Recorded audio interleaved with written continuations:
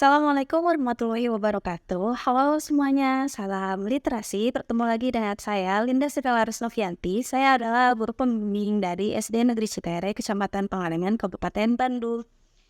Saat ini saya sudah membaca majalah Hibat dan akan mereview dengan judul Kurikulum Nasional. Saya menggunakan teknik AIS. Alasan mengapa saya memilih judul tersebut karena saya tertarik sebagai guru bagaimana perkembangan kurikulum yang ada di Indonesia hingga kurikulum yang saat ini digunakan. Isi. Pendidikan tidak lepas dari yang namanya kurikulum. Kurikulum di Indonesia terus-menerus berangsur hingga menjadi kurikulum yang representatif dibanding dengan kurikulum sebelumnya. Tergantung siapa nahkodanya. Oke, yang pertama, kurikulum yang ada di Indonesia, yaitu Rencana Pelajaran 1947. Kurikulum ini adalah kurikulum yang pertama yang ada di Indonesia, dibawa dari Belanda. Mempunyai ciri utama, yaitu membentuk manusia seutuhnya yang berdaulat dan sejajar dengan bangsa yang lain. Selanjutnya adalah Rencana Pelajaran Terurai 1952. Kurikulum ini lebih merinci terhadap setiap pelajaran. Dan di era penghujung Presiden Soekarno muncul Rencana Pelajaran 1964. Di mana di sini yang dikembangkan yaitu daya cipta, rasa, karsa, karya, dan dunia moral yang disebut dengan Pancawandan. Selanjutnya adalah kurikulum 1968. Kurikulum ini adalah pembaharuan dari kurikulum yang sebelumnya, di mana pembaharuannya yaitu tentang strukturnya yang awalnya Pancawardhana dirubah menjadi pembinaan jiwa Pancasila, pengetahuan dasar, dan kecakapan khusus. Selanjutnya, kurikulum 1975. Kurikulum ini adalah pengganti kurikulum 1968. Di mana di sini mempunyai tujuan utama yaitu pendidikan menjadi lebih efektif dan efisien. Di mana kurikulum ini juga pada zamannya disebut dengan satuan pelajaran. Selanjutnya adalah kurikulum 1984, mengusung profile skill approach atau disebut juga dengan pendekatan proses. Dimana di sini siswa itu sebagai subjek utama belajar. Dan kurikulum ini juga sering disebut dengan metode CBSA atau cara belajar siswa aktif. Selanjutnya adalah kurikulum 1994 dan suplemen 1999. Perubahan yang terjadi yaitu penambahan materi-materi, dan juga yang sangat menonjol adalah perubahan dari sistem semester menjadi caturulan. Jadi 1 tahun itu terbagi menjadi 3 tahap. Selanjutnya adalah kurikulum 2004. Kurikulum ini biasa disebut dengan kurikulum berbasis kompetensi atau biasa disebut juga dengan KBK. Di sini pembelajaran diukur dengan yang namanya ujian.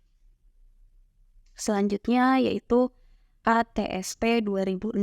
KTSP di sini adalah kurikulum tingkat satuan pendidikan, di mana di sini yang paling menonjol adalah guru diberikan kebebasan untuk memberikan pembelajarannya sesuai dengan kondisi lingkungan, kondisi siswa, dan juga kondisi sekolah. Selanjutnya adalah kurikulum 2013 yang biasa disebut dengan Kurtilas. Di sini menerapkan 3 komponen kurikulum atau kompetensi, 3 kompetensi. Yang pertama adalah sikap, 2 pengetahuan, ketiga adalah keterampilan. Di mana di sini kurikulumnya berupaya untuk menjadi manusia yang seutuhnya. Setelah itu adalah kurikulum revolusi mental. Kurikulum ini adalah kolaborasi dari KTSP dan juga Kurtilas. Terbentuklah kurikulum revolusi mental. Kurikulum ini juga dipakai saat kita mengalami pandemi COVID-19. Nah, yang terakhir yang saat ini kita gunakan adalah kurikulum Merdeka Belajar. Kini pemerintah menerapkan konsep Merdeka Belajar. Menteri Pendidikan secara langsung menyampaikan, yaitu Nadiem Anwar Makarim. Mengapa beliau memilih kurikulum Merdeka Belajar? Beliau ini mendapatkan inspirasi. Dua inspirasi. Yang pertama itu dari filsafat Ki Hajar Dewantara. Terus yang kedua itu beliau dengan timnya mempunyai 2 konsep. Konsep yang pertama adalah kemerdekaan, konsep yang kedua adalah kemandirian. Jadi merdeka belajar dibutuhkan di era saat ini. Siswa bisa menggunakan metode apa saja sesuai dengan keinginan mereka yang cocok digunakan di sekolahnya. Kata merdeka juga cocoknya digunakan adalah merdekanya pemikiran-pemikiran anak-anak kita supaya mereka tidak bisa dijajah dengan canggihnya sosial media.